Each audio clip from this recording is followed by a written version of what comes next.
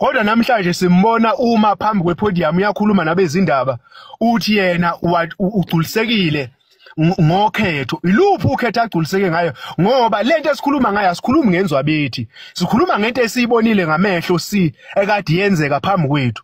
Hayi ukuthi sikhuluma ngento abantu abafuna ukuyenza noma abafuna ukuthi umthetho ubuye ngakubo ubaseke abayi-MK. Sikhuluma ngento esiyibonile, wonke umuntu uyibonile, ngisho nengane encane iyibonile lento ade beyenza laba bantu.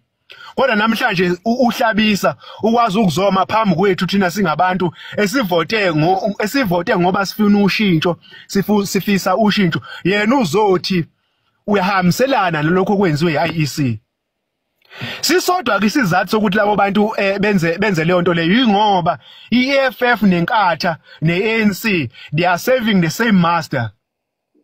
Ukuthi ngeke nize nikwazi nina ukuhamba niyophikisa laphana nivumelane nani nelokhuzana ne-EFF ngoba kuyobe kusho ukuthi niyasijikela. Yilokho engikushilo ekuqaleni ukuthi awukwazi ukunikwa isitha sakho izikhali bese sithi isitha sakho ngalezo izikhali wozozolwa nami ingekho imbandela ebekiwe. Abantu bakithi isikhathi sokuthi bevuke emaqandeni lesi. Iqiniso lithi lesi sihlahla esisitshalayo namhlanje kungenzeka umthunzi wakhona singawutholi. Futhi kungenzeka izithelo zakhona singayitholi. Ithina into ekufanele ukuthi sibheke ukuzinza kwezimpande zalesi sihlahla esisitshalayo namhlanje ukuthi zizinze kangakanani mhlazane kufika izivunguvungu zomoya ngeke nizize zisisuse. Singanaki ukuphumelela thina namhlanje.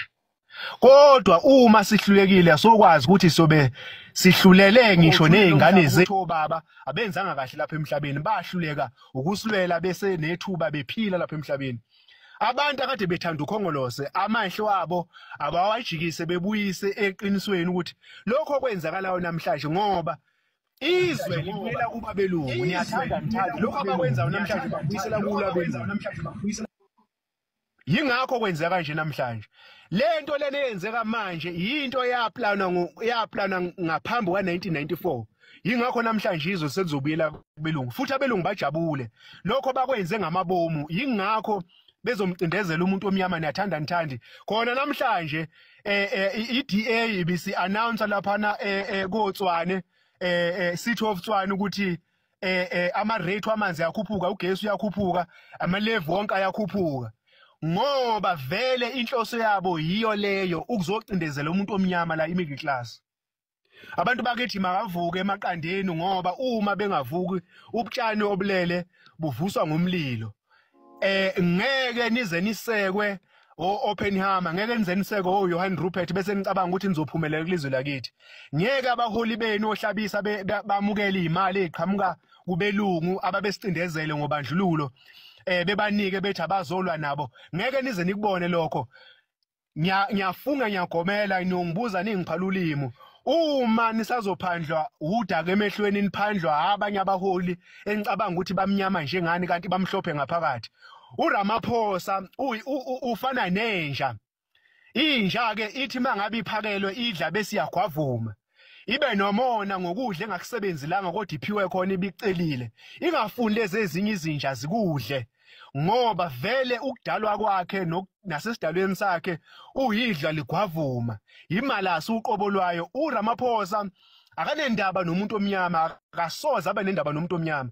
Ngiyadabuka ke mangabe kusekhona abantu namhlanje abacabanga ukuthi uRamaphosa uzotakula abantu. uRamaphosa ungenele uzoqeda ngokhongolose nokuqeda nabo bonke abantu abamnyama bakhona kuleli zwe lakithi. Yingakho namhlanje ijabulile. uRamaphosa akanankinga.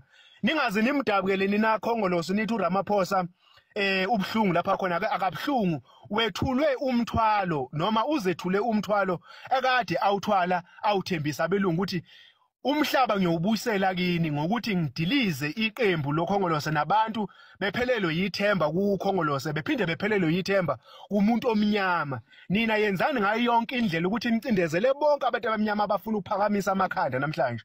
uJulius Malema ke ningakhohlwa ukuthi ungomunye walabo bantu labo. Nimbonileke njengoba ekwenzile kade ke mina ngangimsola ngoba umuntu ongenalo iqiniso, umuntu namhlanje okhuluma lokhu kusasa ukhuluma lokhu ayishaye phambili ayishaye emuva bayazonda kabazondi abantu balalele iqiniso yilona eliphilisayo kodwa manga asise kubhubheni makube kuhle kithi sonke emhlabeni nakwelizayo ukuthula makwande emhlabeni nina Ndluka senza ngakhona noDingane nezindlu zonke zohlanga ezikhona lapha ngaphansi komthunzi welanga ubusuku mabe buhle nina bendloveni amandla siyathokoza kakhulu ukwanda kwaleyo umthakathi izifungo neziqalekiso siyayiqashula bezi bokuba abakuthola uphumula bawuthola ukukhala nogedla kwamazinyo nina bendloveni amandla siyathobeka kakhulu nisale kahle Ndabezitha siyabonga mntwana siyabonga Ndabezitha siyabonga sibonga kakhulu sibonga amazwi amnandi onendlebe uzwile ongenandlebe akezukuzwa ngazi uyozwa nini kuphelele Ndabezitha sibonga kakhulu mntwana uthi ube nathi ebusuku sizama ukwakhana noma sizama ukubonisana siyintsha yase South Africa njalo singabantu abasakhulayo esisadinga esisaphemba indlela ukuthi siyapi esingayiboni uma siyithola indlela kuba khona abasimela phambili asikwazi nokuthi siyephi sibonga uNkulunkulu osinikeze umsholozi osinikeze ubaba ozokwazi ukukhuluma amaqiniso osinikeze ubaba othena mayesibonisa othena mayesibiza endlini sasabela sangamduba siyabonga Ndabezitha sibonga kakhulu baba anginikeze Mathebula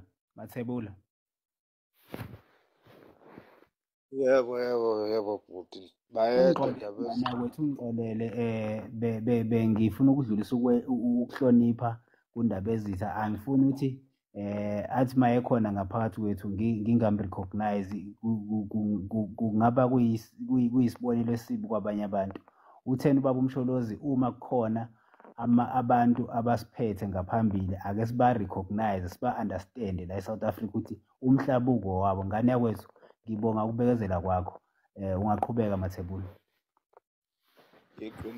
iqiniso kwale nkonzo kuthi ngilandela umuntu wrong ngane